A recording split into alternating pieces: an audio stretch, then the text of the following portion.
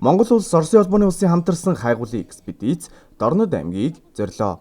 Монгол улс Оросын холбооны улсын төрийн тэргүүн нарын чөлөөлөх дайны ялалтын 80 жилийн ойг хамтран тэмдэглэн өнгөрүүлэх тухай 2024 оны яриа хэлэлцээрт халахын голын байлдааны тулалдааны талбарт хамтарсан хайгуулын экспедиц байгуулж ажиллуулахаар шийдвэрлсэн билээ. Энэ нь халахын голын байлдааны тулааны талбар буюу Дорнод аймагт хамтарсан хайгуулын экспедицийн үйл ажиллагааг эхлүүлж, амь үрэгдсэн дайчдын дурсгалыг илрүүлэх, мөнхжүүлэх, Оросын холбооны улсын талд тухайн үеийн улаан армийн амь үрэгдсэн дайчдын дурсгалыг шилжүүлэн өгөх, цэргийн археологийн судалгааг гүнзгийрүүлэн хөгжүүлэх, илэрсэн олдвор, хэрэглэгдэхүүнийг эрдэм шинжилгээний эргэлтэд оруулах зорилготой юм. Тэгвэл хамтарсан хайгуулын экспедицийн удирдлага эрдэмтэн судлаачид, шинжээчид энэ өдөр Дорнод аймгийг зорьсон бөгөөд тэднийг Монгол улсын батлан хамгаалах салбар, зэвсэг түвшний удирдлагын төлөөлөл, Оросын холбооны улсаас Монгол улсад суугаа элчин сайдын яамны бие бүрэлдэхүүн өдөм ортуулж амжилт хүслээ.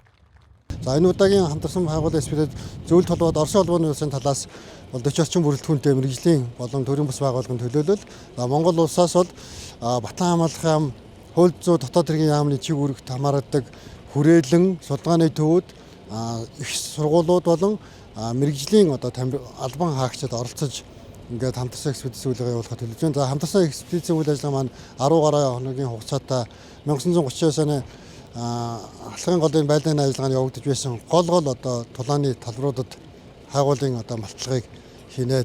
Вы знаете, естественно, настроение у меня крайне радостное. Яг гэвэл Японы милитаристуудын эсрэг бидний хамтын дайн болох халахын голын байлдаанд ялснаас хойш 85 жилийн дараа цэрэг ирсэн шаллийг хайх, хамтарсан эрэл хайгуулыг тулалдаан өрнсөн газар оронд эхлүүлж байна. Цэргийн албаагчдын шаллийг эрен хайх, мөнхжүүлэх цэргийн дурсгалыг хадгалж хамгаалахтай холбоотой асуудлаар хоёр улсын ерөнхийлөгч нар өнгөрсөн оны 9-р сард тохиролцож, одоо бидний энэ үйл ажиллагаа бат бөх харилцаан дээр суурьшуулсан. Биднийг маш их ажил хүлээж байна. Учир нь халахын голд зөвлөлт холбоот улсын сургаггүй алгуулсан ойролцоогоор 2000 гаруй цэрэг, мөн бас тодорхой тооны монгол цэргүүд дайны талбарт сургаггүй алгуулсан хэвээр байна. Тэднийг ч мөн адилхан илрүүлж нэр төртэйгээр оршуулах нь бидний нэн тэргүүний зорилго юм а. С воинскими почтами пересохранить.